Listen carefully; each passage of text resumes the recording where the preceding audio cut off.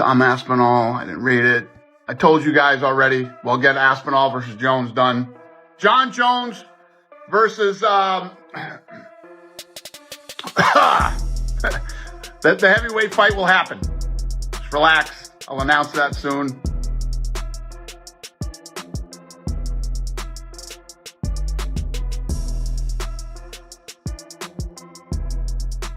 Tom Aspinall intends to make up for lost time. The English heavyweight has been in limbo for nearly a year, waiting for John Jones to give him the go-ahead for what should have been a historic fight for the undisputed UFC heavyweight championship. That wait ended unexpectedly. Jones retired. The lengthy shadow of a super fight evaporated overnight, as Aspinall was ultimately elevated from interim to full UFC heavyweight champion. What would it take to fight Tom Aspinall from the UFC? Like, what does the UFC got to do? Said something real wild on off the cuff. I'll see you guys later. That's it. Yeah, right. Thanks for the happy John beer. Jones, the legend. Yeah. But now the scenario has turned. Again, John Jones, who appeared to have retired from the sport, has returned to the USADA urine testing pool. The reason is a potentially historic UFC event set to take place at the White House on July 4th, 2026, to commemorate America's 250th anniversary of independence. Dana White has stated that Jones was offered and accepted the fight with Aspinall prior to his untimely retirement. And, in the clearest indication yet that Jones is back in the game, he isn't just returning, he's aiming for the biggest platform possible. I don't know, did you see his series of tweets over the last few days inferring that basically he told you guys that he was retired last November and that your efforts to make the Aspinall fight were basically futile? It's not true. Okay. Yeah. Is that what you wanted to ask me? Oh, yeah, that's what I wanted to ask you. But what do you make of him coming out and saying saying contrary to what you've said there? I don't know. I'm telling you the truth. Aspinall isn't hesitant. According to sources close to the champion, he has agreed to the fight as long as it is official. And now that Jones has officially resumed testing, the ball is rolling again. If all goes as planned, John Jones will be Tom Aspinall's first opponent at the UFC's historic White House event. The tension surrounding this fight is about more than just two heavyweights. It is about all they stand for. As much as I love Tom and I want Tom to win, I couldn't pick against John Jones. I'll be honest, Tom's a friend. I love Tom. He's one of the coolest dudes in the whole of MMA. Even though Jones is getting old, I just can't pick against John Jones. I've been watching John Jones, as I say, since 2010. For more than a year, the UFC and its fans have been waiting to see Jones defend his heavyweight title. Jones disappeared from active competition after defeating Cyril Gane in under 3 minutes. In March 2023, owing to injury, surgeries, and ultimate retirement. Meanwhile, Aspinall dominated the division, culminating in a savage first-round knockout of Sergey Pavlovich at UFC 295 in New York. That victory earned him the interim championship and lighted a flame in the heavyweight division. But the title wouldn't be complete without defeating Jones, who is still officially the owner of the original. You know, that's the hard thing about giving opinions on this, because it's just opinions. Like, we don't know the facts of what's going on behind the scenes. We don't know what's been said from John's side or Aspinall's side. And you know, I do give to Aspinall the benefit of the doubt, believing that, you know, if he didn't think the John Jones fight was going to happen, like, he probably would have taken another fight, you know. Where we're comparing it with the Chandler situation. You know, it felt to me, Now it appears that elusive matchup may finally materialize, although in the most odd and symbolic venue the sport has ever seen, the White House lawn.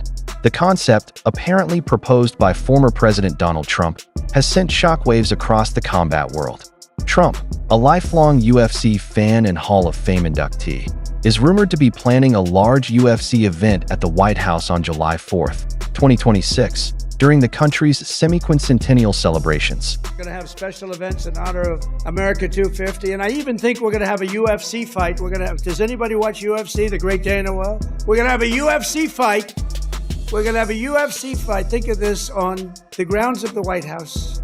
We have a lot of land there. We're going to build we're not. Dana's going to do it. Dana's great, one of a kind. We're going to have a UFC fight, championship fight, full fight, like 20, 25,000 people. And we're going to do that as part of 250 also. We're going to have some incredible events. The UFC fight's going to be a big... White has verified that things are in action, and fighters are already lining up to participate. Conor McGregor has officially promised to fight at the event, but nothing compares to the spectacle of Jones versus Aspinall. Two titans ultimately meet beneath the sky in front of the Capitol. I'm imposing an International Fight Week deadline. Right here and now, I'm imposing this deadline. And by the way, they announced that they're going to do a press conference tour for Canelo Crawford, and one of the stops is June 27th, the day before Ilya versus Charles, International Fight Week, 317. I'm imposing an International Fight Week deadline. An announcement must be made. A decision must be made. That's when the eyes of the MMA world are on the UFC. Aspinall has discreetly prepared for this time. While Jones was absent, Aspinall remained disciplined, loud, and prepared. With the world watching, he's determined to defend his unchallenged reign. Starting with Jones, if the UFC makes it official. Even as he accepts the challenge, Aspinall does not intend to stop there. With the monkey off his back, he is moving on with an ambitious timetable. Aspinall made his objectives apparent during his one-on-one with Adam Catterall. John Jones just got up and left after this Nelk interview. This has to be a joke. Surely Dana is going to have to strip John Jones because this can't keep happening. Like, you're the heavyweight champion, it's your job to defend the belt. And if you don't want to defend it, then retire. It's so strange to me. It's strange how the UFC keeps defending him. He's still the heavyweight champion but won't fight. And what is he expecting by going on all of these media tours when people bring up, "I'd like to fight 4 times in the following 12 months. He responded, "I don't know how realistic that is. First, there are fewer of us. If you look at the top 10, I've beaten 6 of them. My goal is to beat 10 of the top 10. I want to beat all 10. That isn't just chatter, it's a roadmap." He's previously represented Sergey Pavlovich, Markin Tabora, Alexander Volkov, and others. Aspinall has yet to face 4 of the current top 10 fighters: Cyril Gane, number 1, Jailton Almeida, Waldo Cortez, A. Costa, and Derek Lewis. One of those names, most likely Gane, are expected to lead a card against Aspinall before the end of the year. "I now have a fight, which I can't announce," Aspinall stated in the same interview. "But at least we've set a date. We have an opponent to work with, and I can finally resume my profession." I have never seen a fight that we've wanted that we've then been denied. No different than the girl at school that you're chasing and she's telling you no. Lose steam. This fight is a smaller fight now than it was 3 months ago. Aspinall versus Jones, which, by the way, I don't maintain for that it could be resurrected one press conference or one Instagram live by Dana. I'm just sharing for you right now. Jones and Aspinall was not only hotter 3 months ago, it was hotter than that 5 months. Aspinall's focus is clearly shifting into 5th gear. After spending 2023 navigating inactivity and contract limbo, he's hungry to stay busy, make money, and cement his legacy. The timeline is tight. He wants 3 or 4 fights between now and the end of 2026. The White House fight with John Jones as the headliner would be the perfect start to that run. But something I want to talk about, guys, we're going to talk about this for a little bit. I got some notes, and that's the heavyweight division. Because I figured it's a good time to talk about it. With all the John Jones stuff going around. Oh, yeah. I think, personally, Tom Aspinall really needs to mentally get rid of John Jones. No more thinking about him. He's gone. You're champ, right? Because I strongly believe right now, Tom Aspinall can go on a long win streak, on a tear. He can go on a tear. Cyril Gane is the frontrunner for Aspinall's next fight until any White House arrangements are determined. Gane is the highest-ranked available candidate, and despite his contentious victory over Alexander Volkov, he has some name recognition. Almost the whole MMA media questioned the fight, which was won by a split decision. 19 out of 20 members voted for Volkov, but the judges disagreed. Gane is back in the mix, despite criticism for his lack of urgency and wrestling defense in previous appearances. If he is paired with Aspinall, it could be a very short night. But what did you make of it when you heard John calling out Alex of all people? You know, I think he does do this because, you know, Alex Perez now he's like big star in the UFC, you know, everybody loves him, so he know what he's doing, you know, but I believe he should to fight against Aspinall, but I think he a little bit afraid of him, you know, because Aspinall is someone who can really stop him and beat him. Yeah, I But mean, what maybe it's he believe. But that's what I think that he believed if he can. But the truth is that everything leads back to Jon Jones.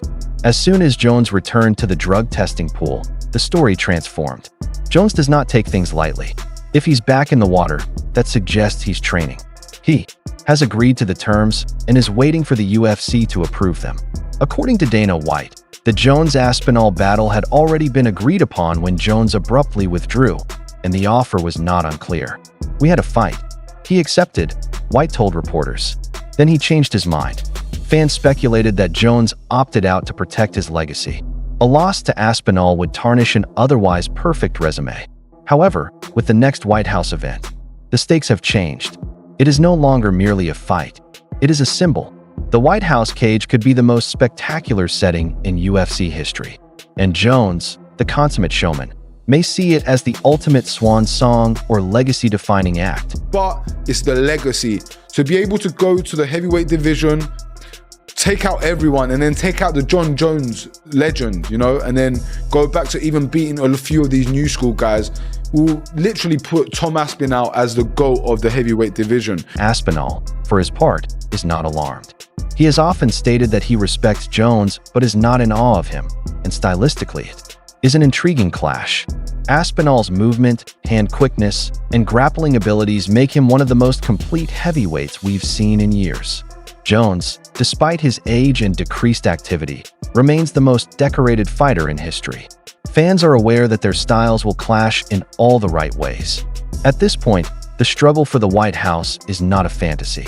This is a likely scenario. All parties are in motion. Trump's staff is prioritizing logistics. Jones is back in the pool, and Aspinall has officially supported the plan. He has a list of remaining contestants to eliminate, but Jones is now first in line. If the UFC can get it across the finish line, there is one. There's one guy who could mimic a Jon Jones on the feet. It's Rico Verhoeven. He's gonna wipe the floor. He's gonna wipe the floor with Jon Jones. You believe Jon Jones 100%. doesn't have a chance versus Tom Aspinall. Mark my words. Tom Aspinall is a freaking monster. I love it. On his feet and on the ground. So, and I truly believe that Jon Jones has never faced somebody that is that good. Until then, the heavyweight class is once again alive. Aspinall is prepared to defend. Jones appears to be ready to return, and the most significant venue in sports history is being built. Aspinall has accepted the fight. Jones has accepted the venue. All that remains is the contract. If the UFC can put pen to paper on July 4th, 2026, the world will witness an unprecedented event. A heavyweight title fight on the White House lawn pits Tom Aspinall against Jon Jones. Not in Las Vegas or Madison Square Garden, but in Washington, D.C., beneath the fireworks and in front of history. That would be beyond disappointing, actually.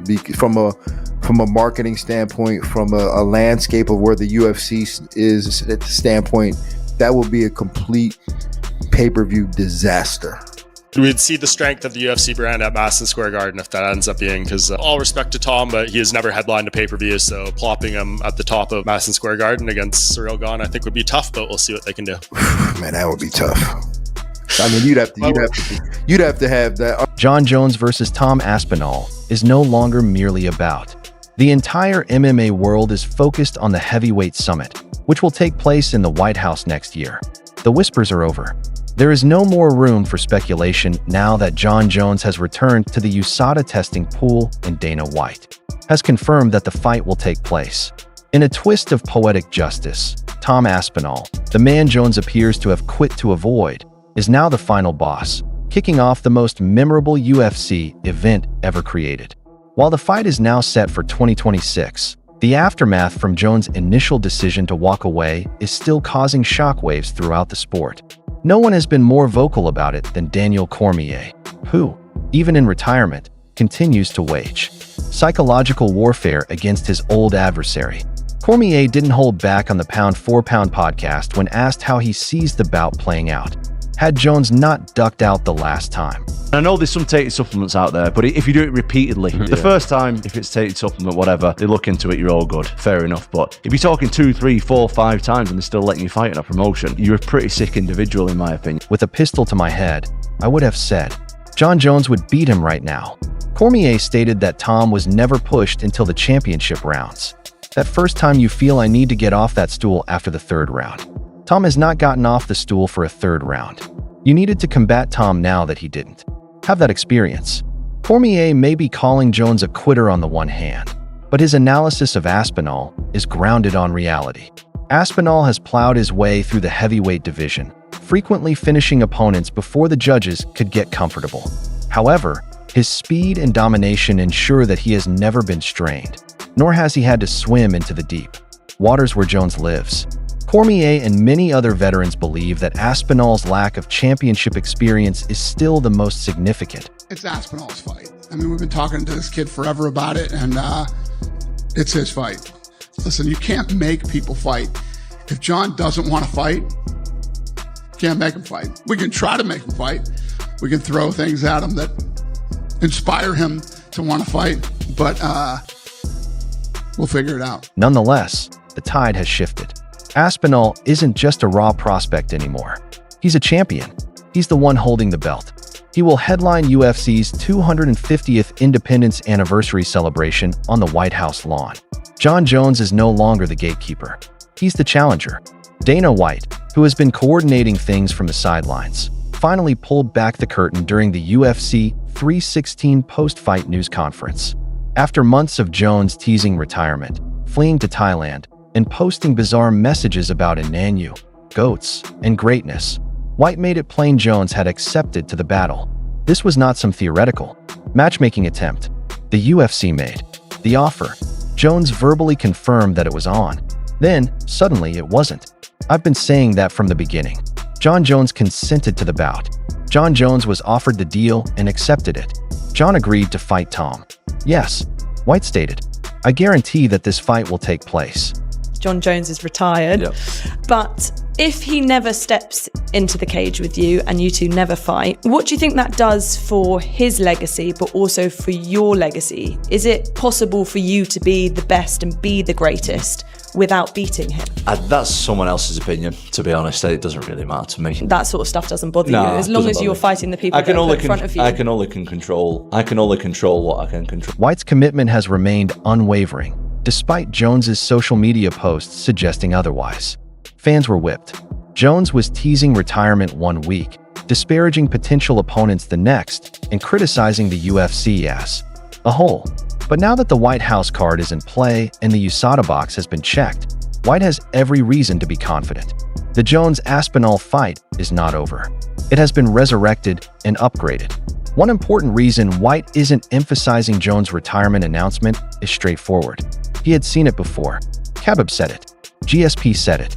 Even Cormier stated it. And the fans shouldn't even have to make a petition to strip Jon Jones of the belt. That just shows you how dumb the UFC matchmaking is, especially when it comes to Jon Jones and all the way that the UFC operates around Jon Jones. The way that Jon Jones has Dana and the organization by the nuts is crazy. But unless the UFC makes it official, it means nothing.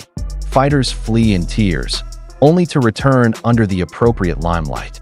And there's no brighter spotlight than Washington, D.C. on July 4th, 2026, with the stars and stripes floating above.